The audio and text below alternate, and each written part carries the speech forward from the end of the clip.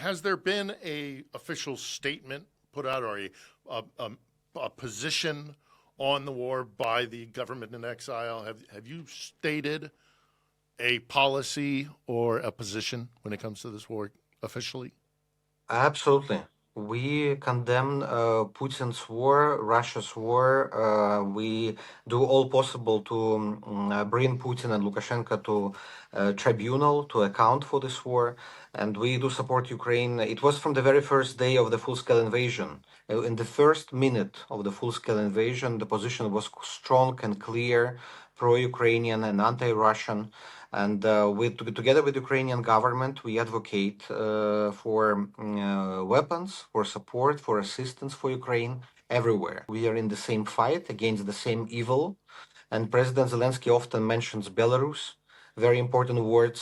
President Zelensky said in Munich a few months ago, Munich Security Conference, he said that Europe's border, eastern border, lays on eastern border of Ukraine, in eastern border of Belarus, eastern border of Baltics. This is all Europe we have to defend together.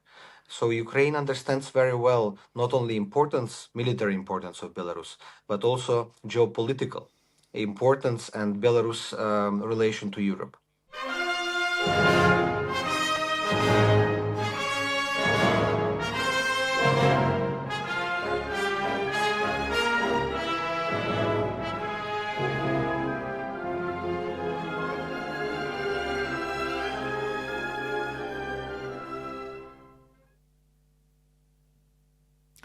Hello. This week on The Edge, we're going to be discussing a topic I've wanted to approach for quite some time.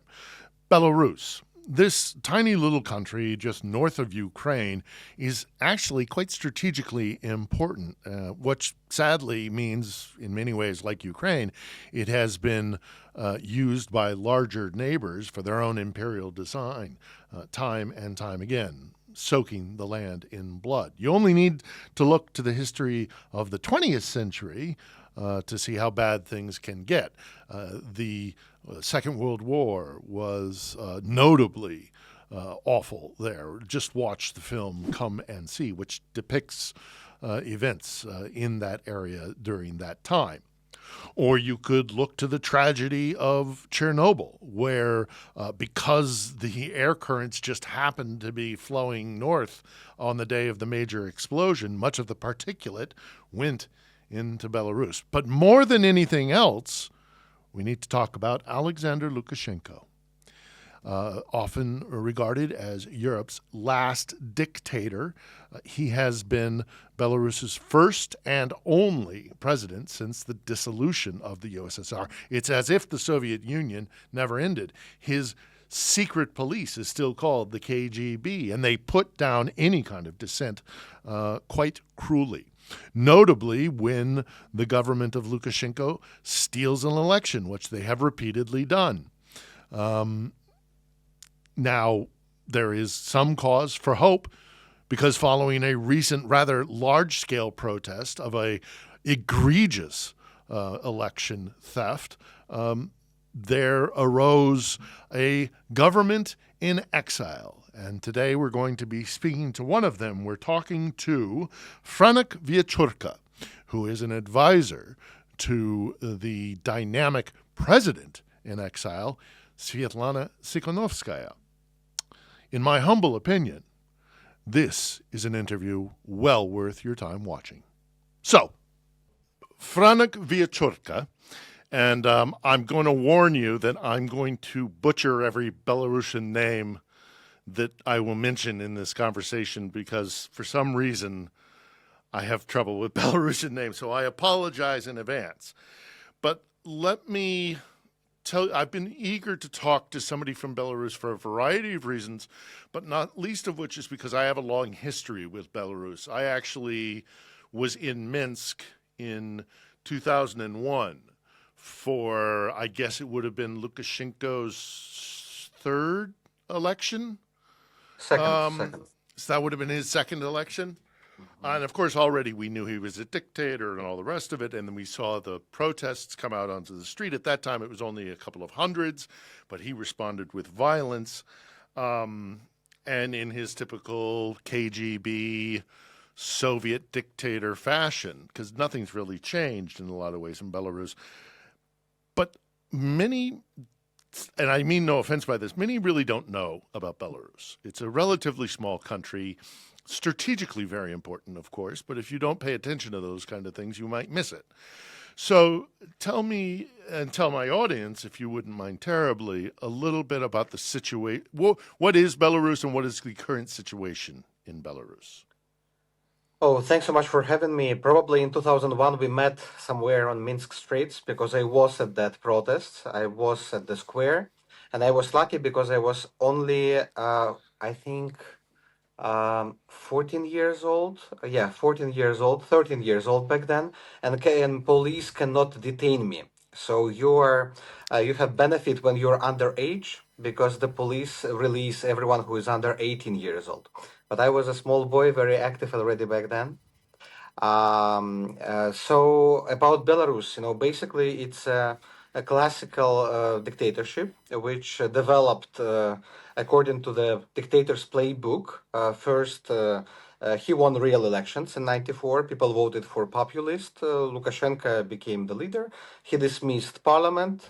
He changed the constitution twice, giving him enormous how to say rights to take decisions, to sign decrees, etc.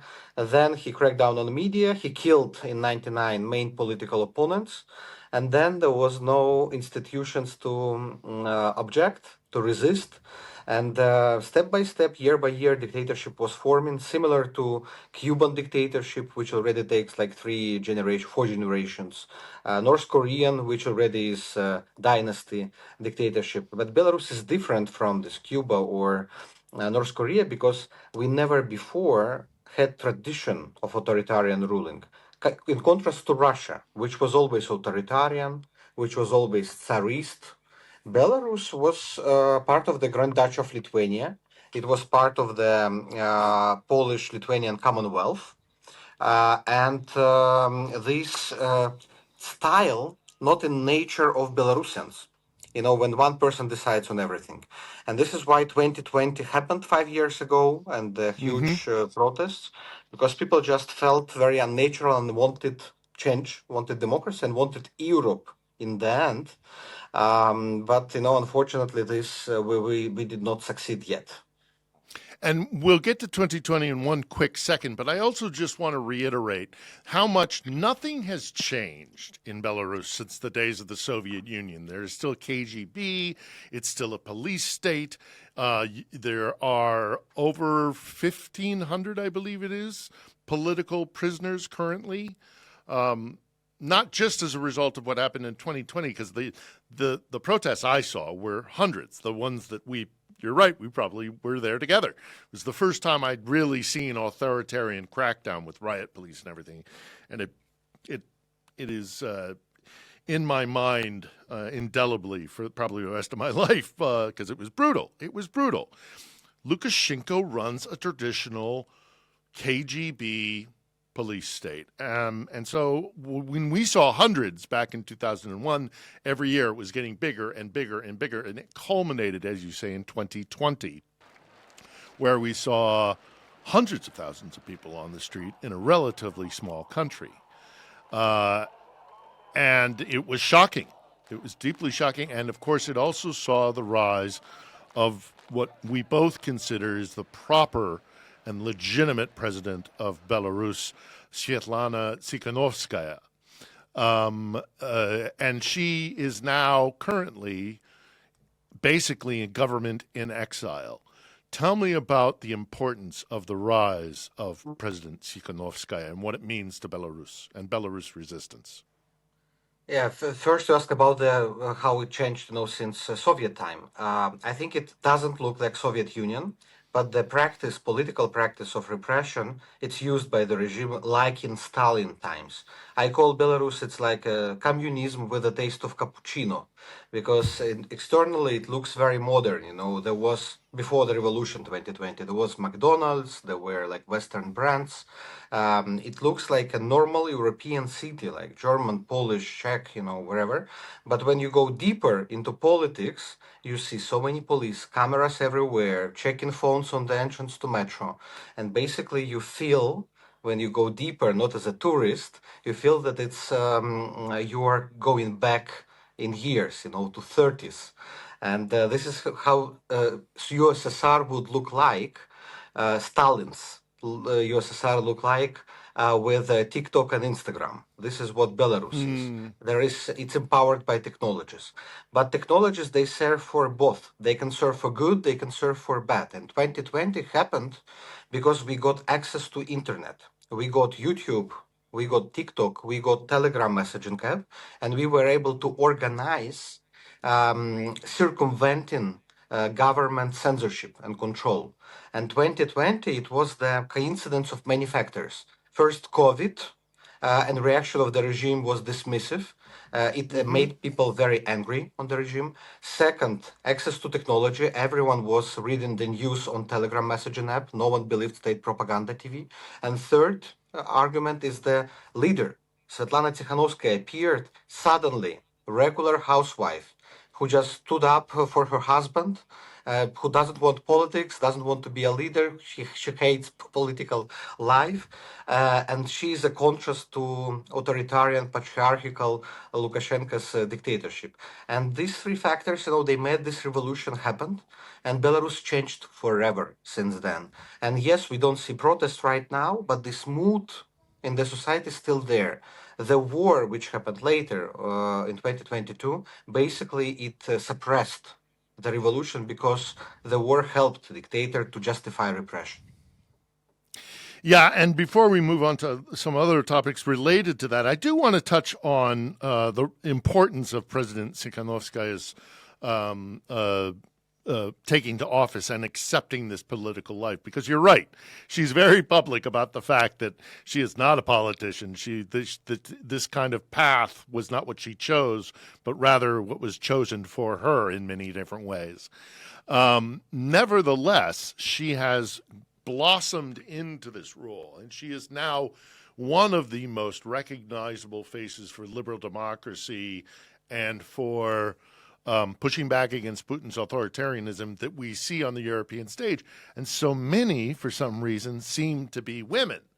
Kaja Kallas in the EU, or Ursula von der Leyen, or there's many women seem to be taking this role, and she's certainly one of them. And she's also gotten to a point where she stands for something. What does the government in exile from Minsk, what kind of Belarus did they envision? President Tsikhanouskaya primarily amongst them.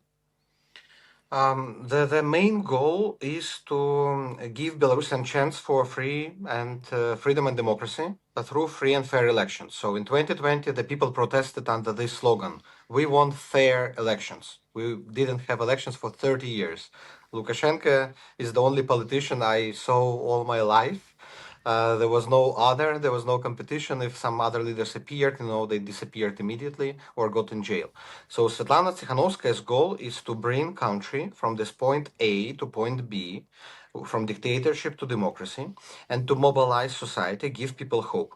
And in exile, when she was forced with her kids to go out of the country, she, using her legitimacy received by elections 2020, she formed these institutions of power: United Transitional Cabinet, office like administration of president. It's Ukrainian model, I could say. There is a strong office of president, there is the government, and there is a parliament. And the parliament in exile, which we also have, it's elected by Belarusian community through online elections, digital tools we are using for that. And basically these three structures, they prepare Belarus for the moment of change. So when the Lukashenko is weakened, when Ukraine wins, Putin is not strong anymore, then it will be momentum for Belarus, and the structures from Exile will be able to use this new opportunity, or to call people to protest, or to organize roundtable with nomenclatura. No one knows how situation will develop, but structures are important. And this legitimacy these structures have, and Sviatlana Tsikhanouskaya has, play a crucial role because we represent alternative vision of Belarus. Two narratives. Either Belarus is a part of Russian Empire, where we will disappear and we will be subjugated, or Belarus is the part of the European community. This is what Belarusians, Moldovans, Ukrainians, Armenians want, Georgians. And this European You path see is the represented. Georgians. You see the Georgians on the street every night. Of course, you see the Ukrainians fighting on the front lines to the death, in order to resist Moscow. One of the motivations, I am sure, for President Tsikhanouskaya is the fact that her husband, Sergei, is currently a political prisoner. He is in a Lukashenko prison. And he is amongst one of so many. We mentioned 1,500 is a number that is often used. And when we arranged this interview, I had racked my brain on how to address this because there are too many cases for us to discuss. Of course, there is President Tsikhanouskaya's husband, Sergei, and I know that has there been any update on whether there's been any communication with him? He disappeared 2 years ago in prison, And so we still don't no know communication. We should don't know. And And the reason why I find this so infuriating and frustrating is the fact that we don't have the time. Every single human being, every single Belarusian who is in prison now at the brutal hands of the Lukashenko regime we should be talking about every single but one of them, but we don't. It's so infuriatingly, we just don't have time. We physically do not have time. I think this story shows, how difficult it is to fight under dictatorship, how difficult choices people have to make, and how brave people who are in prisons and refuse to cooperate with the regime, despite 15, 20 years prison sentences, how brave they are. Because absolute majority of Belarusians don't cooperate, don't sign papers, resist till the very end to Lukashenko's regime. And many die. Like yesterday, Yes. one guy died, just because he wrote some comments pro-Ukrainian and anti-Lukashenko on social networks, sentenced to years of prison and died young in Lukashenko's jail. It's very sad when all of this happens because living under Lukashenko's is living under Putin, for that matter. That kind of KGB, Soviet, Russian Empire regime is no way to live. And so it brings me back to the Ukrainian conflict here and Belarus's involvement and mood towards the conflict here in Ukraine. Can you give me a little perspective of what Belarus has been doing, Belarusians have been doing, and the attitude towards the war? Belarusians don't support in majority the war, and it is confirmed by all surveys, and by actions. So the war of Russian aggression against Ukraine is not something which has like any resonance or support within the society. Lukashenko provided Putin with the facilities, infrastructure, territory since the very beginning, and hundreds of missiles in 2022 were launched from Belarus territory. So for Putin, it was crucial to have Belarus, because without Belarus, it's impossible to get to Kiev. It's the shortcut to Kiev. Without crossing Dnipro River, only through Belarus you can come. And Lukashenko paid with Belarusian sovereignty to Putin in exchange for political support. And Belarusians got angry on that because basically we as country, as nation, got dragged by the dictator in the war. Dictator made us complicits in the war and guilty also in all these killings and shellings and destroyed cities. But many Belarusians resisted, and it's documented in 2022. When the first stage of the full-scale invasion started, there were at least 80 acts of sabotage. On the railways for 3 days. Russian trains were delayed on the border with Ukraine. There were some even explosions, some fires put on military places of Russians. So Belarusians demonstrated quite bravery, and even a few weeks ago, a few partisans, we call them partisans, who stopped Russian movement, they got sentenced. The sentences continue, and they all received 20, 25 years of prison, almost maximum. Not death penalty yet. We still have death penalty, but I think the scale of this resistance was quite huge all over the country, resisting Russian war. And also, we have information that Putin and Lukashenko tried to involve Belarusian army, but at some point they refused from this idea. And we believe from our sources that there was a huge resistance from mid-level and high-level officers that we don't want to go there, we will resist, we will not obey. Until now, 3 years passed, Belarusian army was not involved in the war. Yes, there were some training, drills, providing infrastructure, but not the army, which gives me hope. Which gives me hope that the army people are on the Ukrainian side, on the European side. So now our goal is to support Ukraine so much as possible. Many Belarusians joined Ukrainian armed forces, formed Kalinovsky regiment. It's the biggest international unit in the Ukrainian army. There are 3 other units formed with Belarusians in Ukrainian army. 80 Belarusian soldiers killed by Russians in the war. Our heroes, our brave heroes, including those who were on the streets in 2020. In 2020, they were at the squares. In 2022, they went to the front line to defend Ukraine, because without Ukraine's victory, without Ukraine's success, we will not have chance for democracy in Belarus. We understand it very well. Is there? I know you have the ear of President Tsikhanouskaya. Has there been a official statement put out, or a position on the war by the government in exile? Have you stated a policy or a position when it comes to this war officially? Absolutely. We condemn Putin's war, Russia's war. We do all possible to bring Putin and Lukashenko to tribunal to account for this war. And we do support Ukraine. It was from the very first day of the full-scale invasion. This war started in February 2022, and Sviatlana Tsikhanouskaya was speaking at that moment in the Senate of France. In the first minute of the full-scale invasion, the position was strong and clear, pro-Ukrainian and anti-Russian. And together with the Ukrainian government, we advocate for weapons, for support, for assistance for Ukraine everywhere.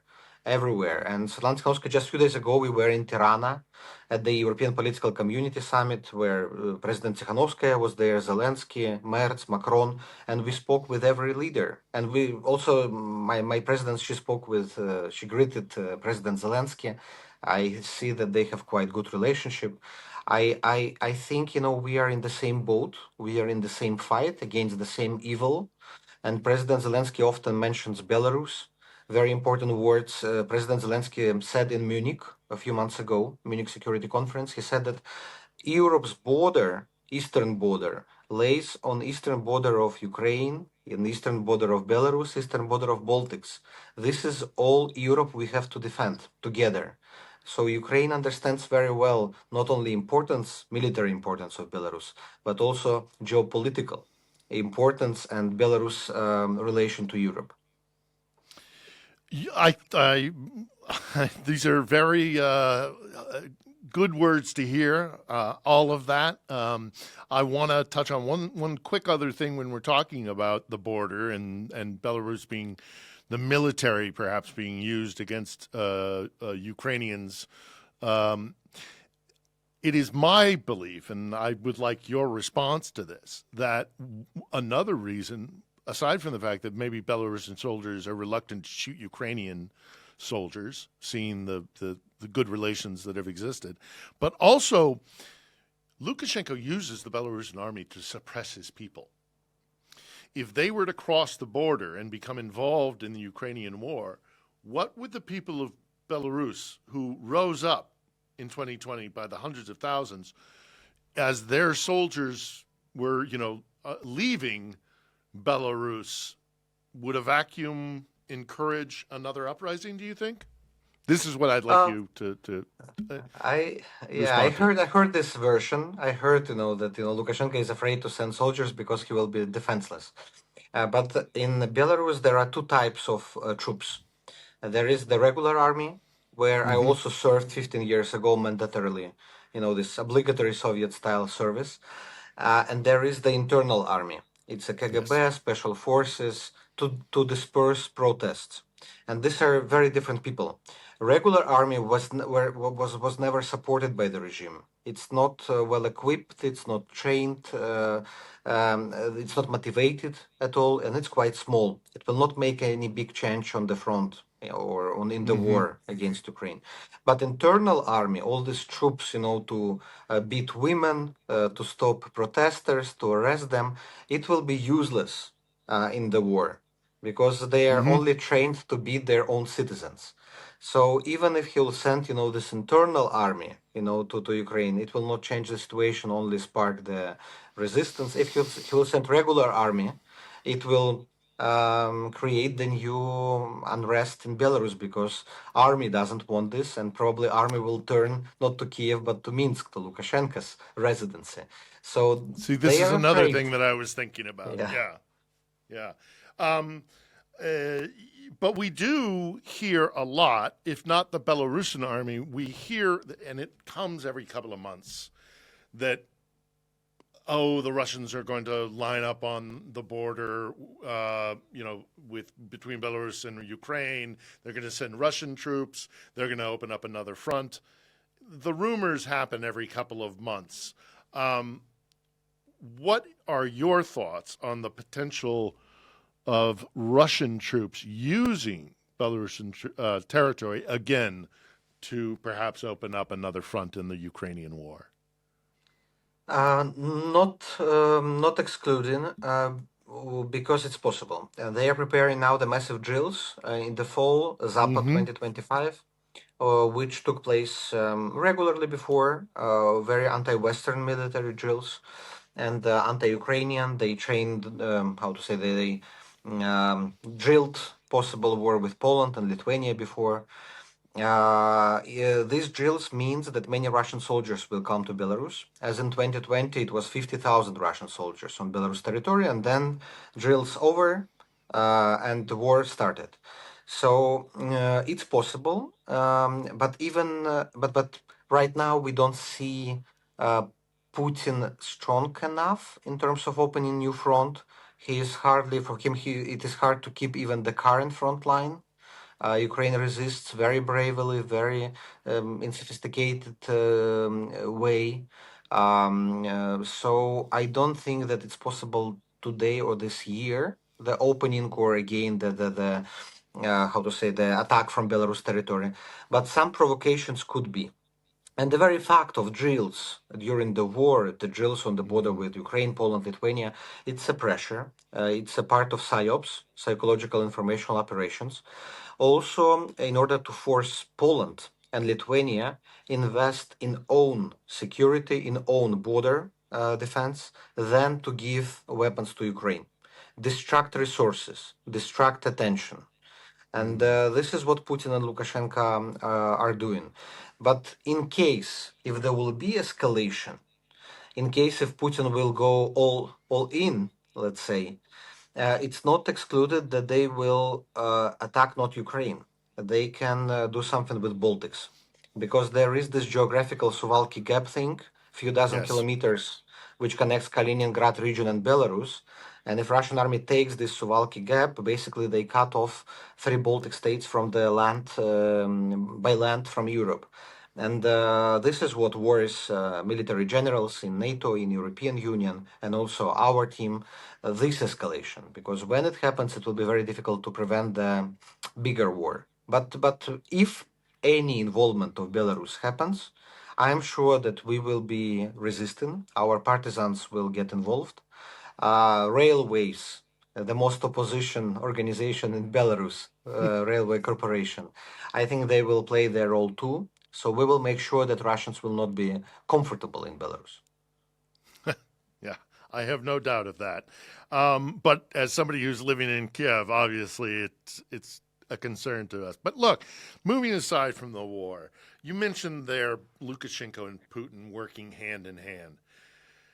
And I have to ask, you know, is Belarus even really sovereign? And I don't mean that in any kind of offensive way. I mean that because there is no Lukashenko without Putin. Putin has repeatedly drawn up these plans to, in essence, remove Belarus sovereignty. Again, as a proud Belarusian, is it sovereign currently?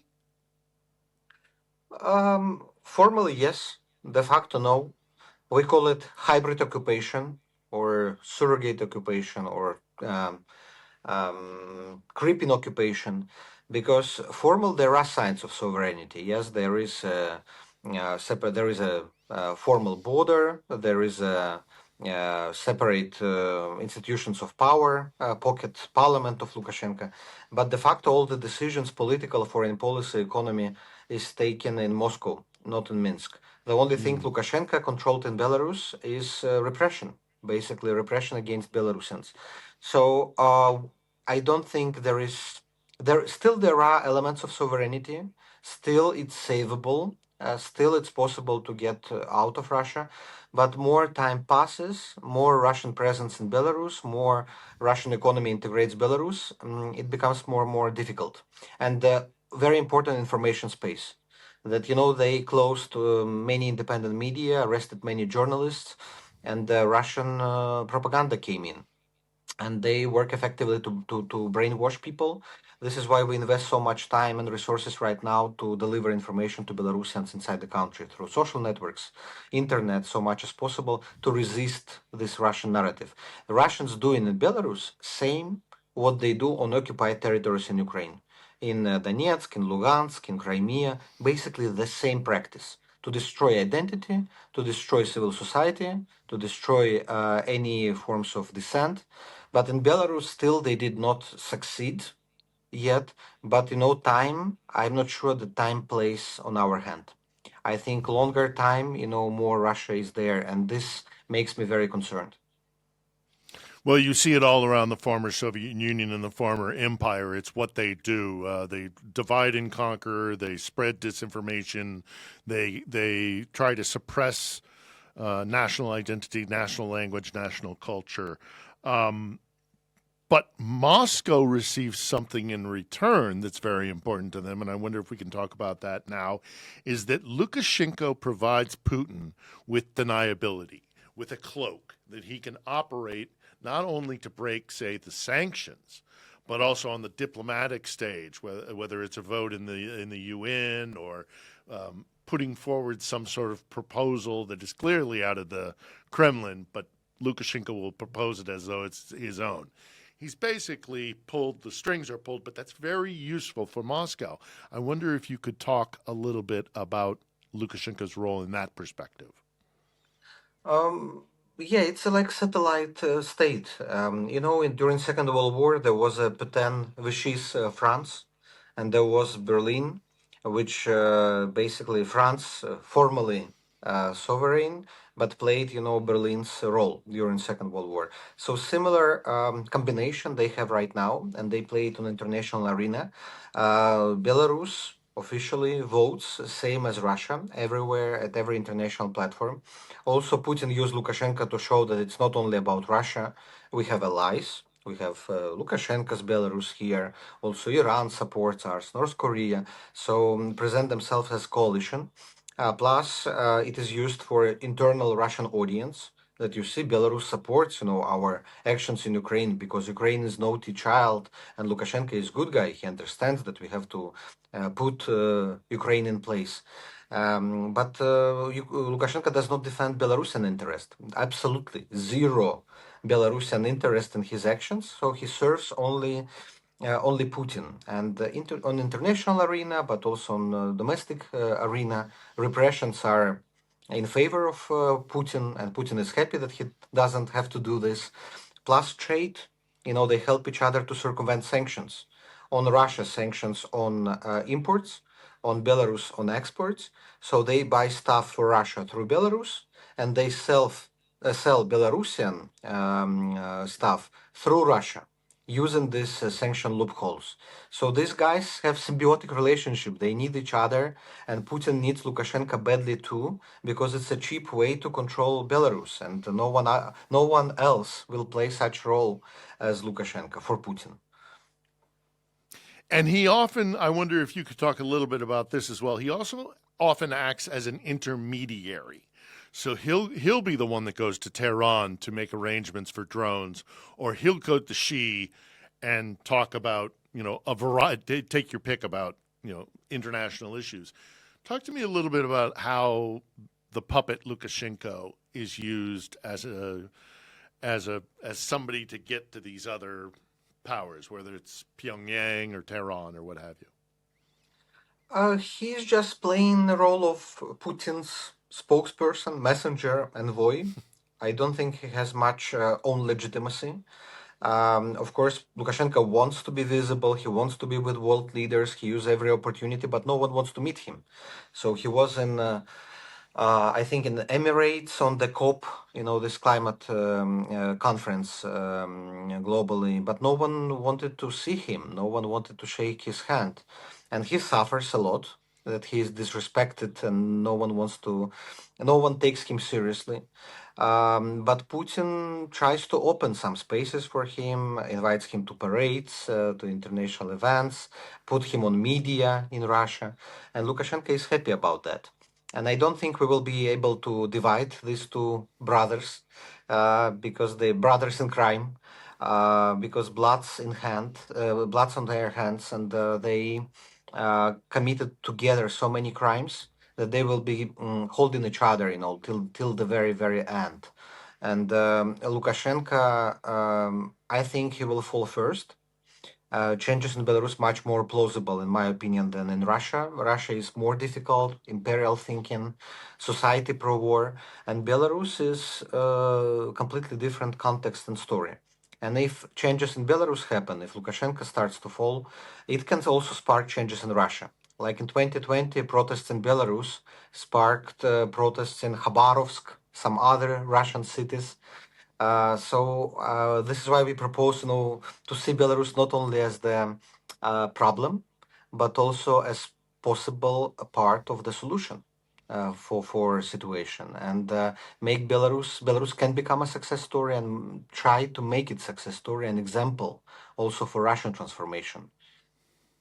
We can certainly hope, and those of us who are here in Ukraine, or those who are on the streets of Rustaveli, or in Tallinn, or wherever, we're all hoping for that thing. But no one lives forever, and this is another. We'll wind it down here with a couple of more questions, but no one lives forever, and both Putin and Lukashenko share a similar problem in that they are not young men. They don't seem, either of them, to be in particularly good health. How long can they hang on, and how can they, in a worst case scenario, because I agree with you, I think ultimately they will fall, but in a world where Lukashenko and Putin, notably Lukashenko, survives this current chaos, what future does that hold for Belarus, a Lukashenko Belarus?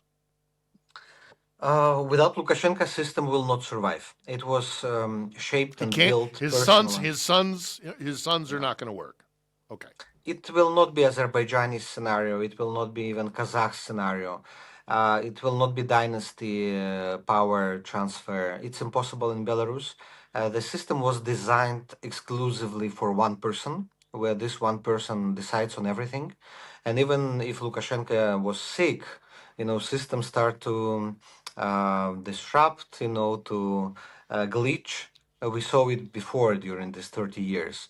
So without physical presence of Lukashenko, there will be immediate change.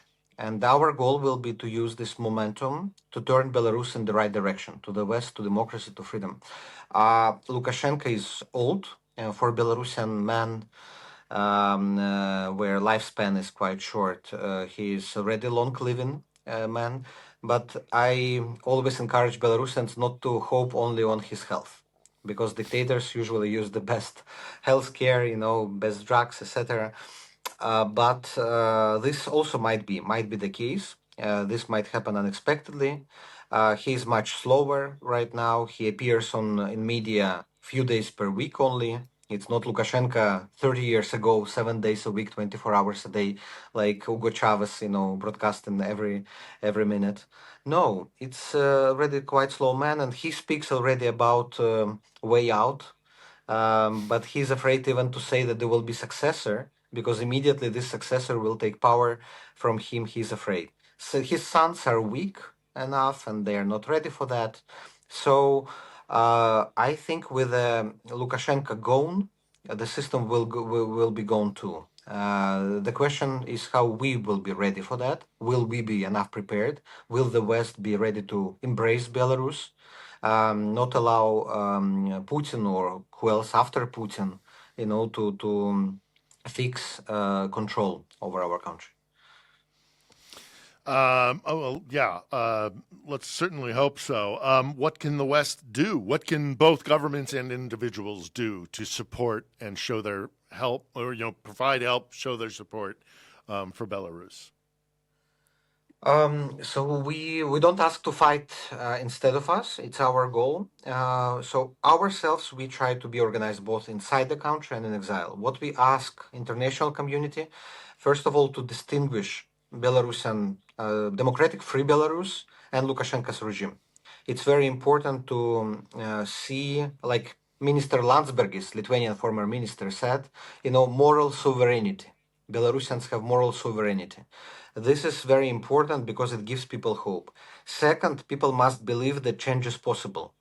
And success stories, especially from Ukraine or from Moldova on European integration, give people hope. And we always ask to mention that Belarus' future is also European. Belarus also will have chance to get back to Europe, to get back to Europe and join European Union. The messaging matters a lot. Third, it's important to support media, independent media and civil society, human rights, everyone who fights on the ground. This assistance exists from European Union now. US withdrawn any support, but the EU is doing fantastic work. On Putin, Belarus on the agenda. And we are super grateful, and to Kaya Kallas and to previous Representative Borrell, for this very consistent position. Sanctioning Lukashenko, sanctioning economically, sanctions individuals, everything matters, and bringing to accountability. This is what Ukrainians do with Putin. We do the same with Lukashenko. In every single international court, ICJ, ICC, to make a case against Lukashenko. So people around him see that this guy is toxic. This guy is out. This guy is done. And they must see that there is no future with Lukashenko, and then it will create another dynamic within the nomenclatura. So these are main messages, and these are main goals. What democratic forces are doing. Our task is to mobilize people on the ground, keep them inspired, but without allies, it is always very difficult. Just second to last question, how concerned are you of the potential of a U.S. withdrawal from engagement in Europe? It's big change. I think it's dangerous for Belarus and Ukraine primarily because it can untie hands to Putin. Of course, Europe must be stronger. Europe must develop its defense capability and strengthen unity within the alliance and be stronger on supporting Ukraine. But if this happens, that will be a big challenge to European Union, but also to our nations. We always saw United States as the beacon, freedom, democracy. They were always the pillar of democracy support, and this is why all dictators believe that behind every protest there is American hand. It's not a Belarusian case, but many Belarusians looked at America actually as example. So if America withdrawn, of course it will be more difficult for us. But on the other hand, we have European Union and we have Ukraine, which is stronger, which is freer, which is dedicated, consistent, and I hope that Ukraine, no matter how these peace talks go, Ukraine will not make deals with Lukashenko, but Ukraine will always remember his crimes and will help us to get Belarus to democracy. Well, I certainly hope so. And I certainly hope, as an American citizen, that we do not do what we fear is on the horizon.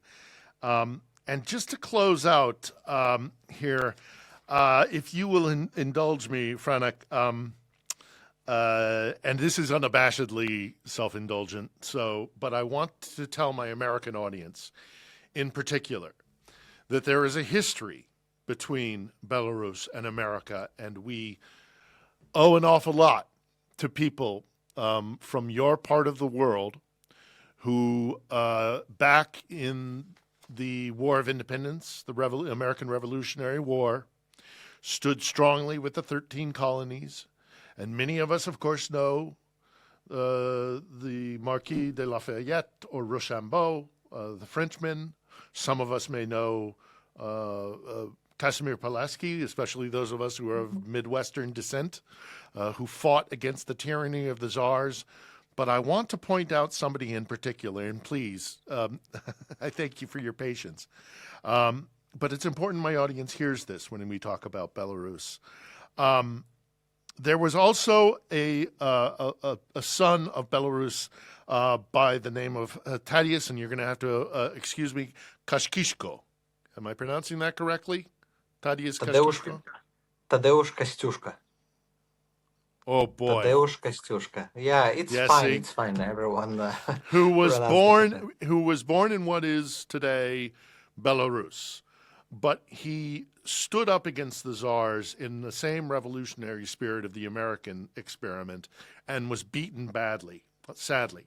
He went to the 13 colonies. He fought in the Battle of Saratoga, and if it wasn't for him, we possibly would not have our own independence and our breakaway from the empire. We need to repay the favor. We owe Belarus, not least of which because of Tadeusz. So I say this all because I strongly believe it, and I believe in your country, and I believe in your independence. I believe in Ukraine's independence. But I ask a favor, if you would, the next time you talk to your president, tell her that this American, a couple of years ago, witnessed her laying flowers at the monument of Tadeusz Kościuszko, and I'm going to keep butchering it. I'm going to give it up. And it deeply moved me. So if you would be so kind as just to relay the message that there are Americans out there who do know the importance of Belarus, know the sacrifice, know the story, know why you're fighting, and what Moscow is. So I guess what I'm trying to say is thank you. I visited in my native Michigan the monument that we have at Detroit to him, and I think he is a hero to the American Revolution, a hero to the people of Belarus, and a reason why I believe our peoples are connected at the hip. Is there anything you would like to say to my audience before we draw this to a close? I just want to say thanks to everyone who supports Ukraine, who supports Belarus and the freedom fight globally, because it's not local one, it's a global fight. I ask to be active, to cherish what you have, those who live in democracy, because freedom is the thing which is easy to lose and very difficult to get it back. Well, God bless a free and sovereign Belarus. We all hope that it'll happen sooner than later. Thank you. Thank you.